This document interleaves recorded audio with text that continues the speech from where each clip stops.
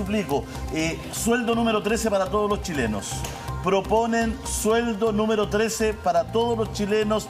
¿De qué forma? ¿Cómo se podría implementar? ¿Cómo es la iniciativa? Lo hablamos a la vuelta del corte, 10:22. Carlos Minami, ¿le parece? Es una especie de alza de sueldo, ¿no? Alza de sueldo con este... No conozco en detalle la propuesta y me gustaría verla. Ahora creo que en las condiciones de hoy día, todo lo que pueda avanzar en estimular el consumo va a ser bueno desde el punto de vista de la reactivación de la economía, que es uno de los problemas serios que tenemos. El día de ayer el dato que se entregó respecto al IMASEC, una caída de 3,4%, una caída muy fuerte, que desgraciadamente, pero muy probablemente, ese dato se confirma el mes de noviembre, porque para el mes de octubre tomó solamente 12 días de conflicto y para el mes de noviembre va a tomar los 30 días de conflicto. Entonces, a mí me parece que son ideas que van en la buena dirección, pero yo quisiera insistir en lo siguiente. Fiestas patrias, medio sueldo, Navidad, medio sueldo. Pero lo que no puede ser es que estemos haciendo la caridad con la plata de todos los chilenos, porque finalmente eso es el paquete del gobierno es eso, es plata de todos los chilenos, son fondos públicos, y lo que se dijo al principio, que la gente que tiene más recursos, que los ricos se metan la mano en el bolsillo, de eso todavía ni hablar. Todavía no se habla.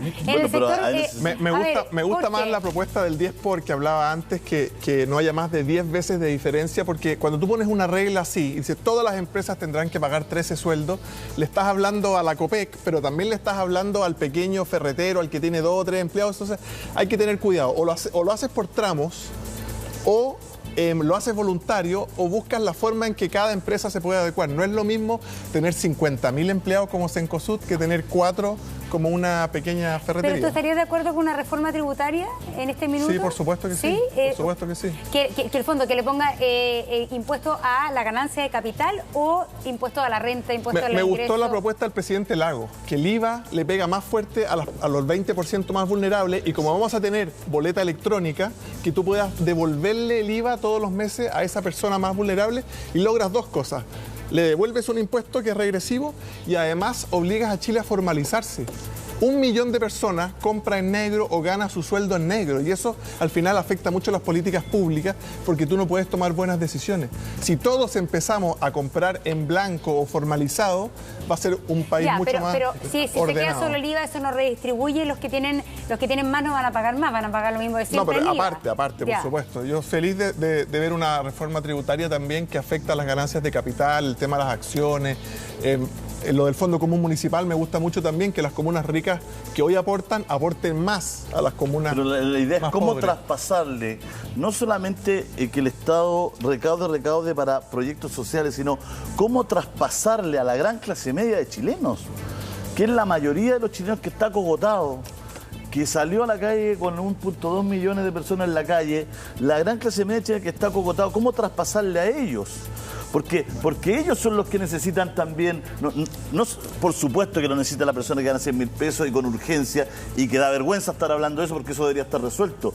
Pero la gran clase media es como, ¿cuándo le metemos el dinero en el bolsillo a la gran clase media? Cuando le bajamos el impuesto al combustible, por ejemplo, no sé, cuando le bajamos los contratos se renegocian de los tax para bajarle, cuando le bajamos la cuenta de la luz, o sea, cuando la banca hace contrato más blando, cuando a una pyme no le cobran 20 veces más en intereses que a un gran empresario, digamos. No, yo tengo una duda, que es lo siguiente. Si nosotros estamos haciendo subvenciones, rebajas de esto, rebajas de lo otro, estamos también disminuyendo la carga tributaria. Y en consecuencia yo creo que aquí, si voy a ponerlo en términos generales, yo diría que si estamos hablando de 9.000 millones de dólares como un instrumento de reactivación, yo creo que esos 9.000 debieran venir 3.000 de nuevos impuestos, y yo creo que estamos cerca de eso. La reforma tributaria acordada va por el orden de los 2.400 millones de dólares, podríamos llegar a 3.000. Claro, es una mini reforma. Sí, pero espérate. Espérate. Segundo lugar, otros 3.000 tienen que venir del combate a la elusión y a la evasión. No es posible que una cantidad enorme de chilenos que tienen buena situación económica no paguen impuestos. Pero esos son lobistas muy fuertes, y en consecuencia yo creo que ahí es donde uno necesita un acuerdo transversal de todos los partidos políticos para ir, y ahí tendríamos unos 3.000 más.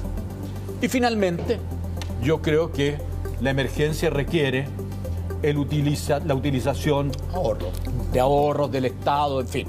Pero pretender que el Estado va a poner todo, eso es pan para hoy y hambre para mañana. Eso le iba a decir, pero justamente este anuncio y los anuncios que costarían 9.000 millones de dólares, hasta el momento solo sabemos que viene plata del Estado. Pura plata pública.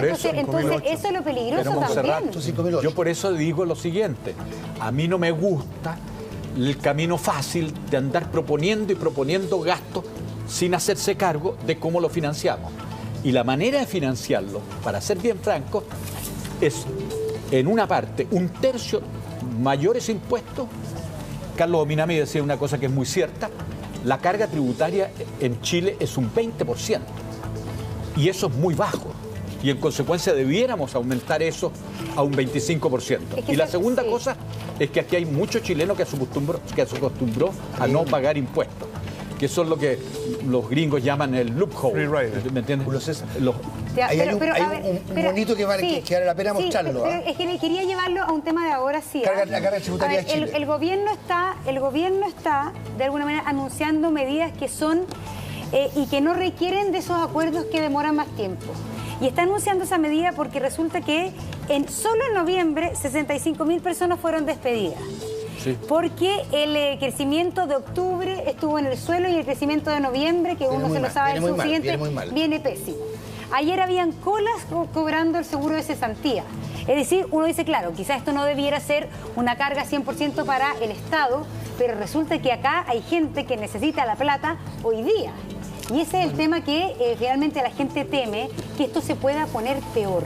Que esto con el avanzar de la semana se va a poner peor, que la cesantía va a ir aumentando, y ese va a ser realmente el problema político que se va a tener ahora ya. Y probablemente en abril, cuando lleguemos al plebiscito, haya 1 millón de desempleados. Todo el sector turismo, viene la primavera, viene el verano, sector hotelero, sector restaurantes, sector servicios. Sí. La debacle económica es mayor.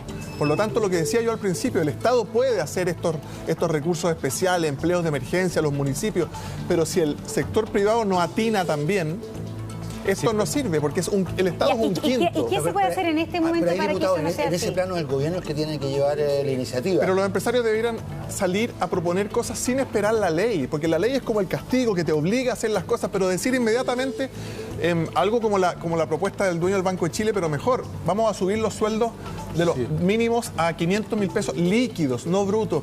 Todas las empresas que tienen subcontratación, por ejemplo, siempre hablando de medianas o grandes.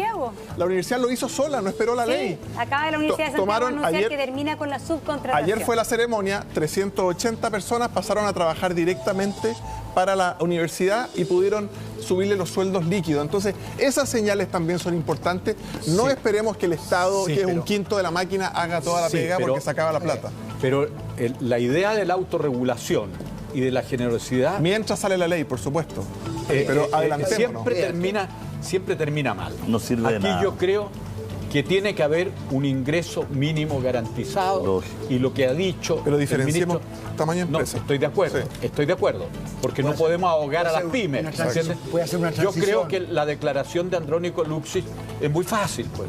Si él verdaderamente en su empresa matriz ya no había nadie hay que ganara gente eso, que gane 500.000, pero el problema está en el microempresario al cual de repente le vamos a subir el salario de 300 a 350, pero ahí hay una fórmula, y que es que cuando se acredite suficientemente ese plus, ese mayor gasto del ingreso mínimo sea garantizado por el Estado. Ahora, pero no para todos, porque si no estaríamos también dándole el dinero a los grandes. ¿Qué va a pasar con los chilenos? ¿Se va a aumentar este frenazo económico, la cesantía, por ejemplo, el endeudamiento? Lo vemos al regreso de la pausa chiquitita en que vamos ahora. Bueno, está todo el tema de las pymes, la inversión es suficiente o no es suficiente. Para ir redondeando, nos queda poco tiempo. Jorge. Primero, apoyo a full del Estado, van a haber créditos para las pymes, van a haber subsidios de 4 millones, pedirle a la gente que ojalá compren las pymes para que las reactivemos entre todos, pero también pedirle a los grandes y al Estado especialmente que haga pronto pago. No atrasemos las facturas más de 15 o 10 días, porque las pymes al final no quiebran por falta de ventas, quiebran por caja. Eso es lo que las revienta, que no alcanzan a pagar sus impuestos. Así que hagamos todo un esfuerzo en nuestras comunas, en nuestros barrios, salgamos a comprarle al proveedor local, al pequeño, y si usted, señor, es un gerente de administración y finanzas o un jefe de finanzas de un ministerio, pague rápido a las pequeñas y medianas empresas. ¿Qué se puede hacer en este minuto, se lo preguntamos a usted, para tratar de evitar esas cifras que el mismo ministro de Hacienda dijo que venían muy malas? Yo creo que hay que profundizar lo que se hizo el día de ayer. Yo lo dije, me parece a mí que es un camino importante, pero es muy insuficiente. Son más o menos 2 puntos de producto. El año 2008-2009, frente a una crisis que es menos grave que la actual, se desembolsaron más entre 4 y 5 puntos de producto. Entonces creo que Chile todavía tiene en el corto plazo la posibilidad de generar un paquete de mayor amplitud. Podemos perfectamente ir a 4 o 5 puntos de producto y a su vez, desde ya, ir anticipando de que gastos permanentes requieren ingresos permanentes y tenemos que abrir paso a una discusión tributaria en serio. Y a su vez también... Ahí está Julio César, mira, ahí está eso es muy simple. Eso somos nosotros. Aquí está el gráfico. Eso es lo que se paga como carga tributaria en Chile respecto de los otros países de la OCDE. Somos el penúltimo, entonces no puede ser. Solo superamos a México e Irlanda, creo acá, y bueno, después estamos en la UDE, estamos fuera de todo. Estamos últimos. Acompañado de modernizar el Estado, no nos olvidemos de esa parte. Para gastar mejor. Y lo otro, a mí me pareció muy bien lo que hizo el ministro Blumen de haber recibido a los dirigentes sindicales la semana pasada. Que ese proceso continúe y se profundice. Y si vamos a terminar, se van a generar bonos de término de conflicto que sea sobre la base de pactar con los dirigentes sociales y no de ignorarlos. Ahí está. Sí, yo creo que uno debe agradecer de que tengamos un ministro de Hacienda con un discurso enteramente distinto del que habíamos escuchado. Y en ese sentido, los anuncios de ayer significan un incremento del gasto fiscal del 9%, lo que está, yo creo que es una cifra bastante elevada.